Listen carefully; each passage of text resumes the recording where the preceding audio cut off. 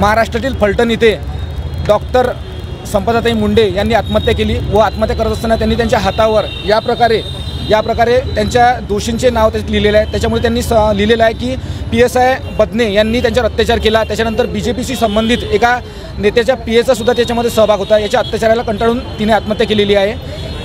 राज्याचे गृहमंत्री हे BJPचेच आहेत आणि यांच्या काळात जर महिलांवर आणि डॉक्टरवर जे देवाचं रूप डॉक्टरांना मानले जाते यांच्यावर जर असा अन्याय होत असेल तर याच्यापेक्षा दुर्दैवी घटना नाही आहे। याच्याला संपूर्ण जबाबदार हे गृहमंत्री ठरतात, कारण की त्यांची निष्क्रियता ठरते। त्यामुळे त्यांनी लवकरात लवकर राजीनामा द्यावा हीच आम्ही मागणी NSAतर्फे करत आहोत।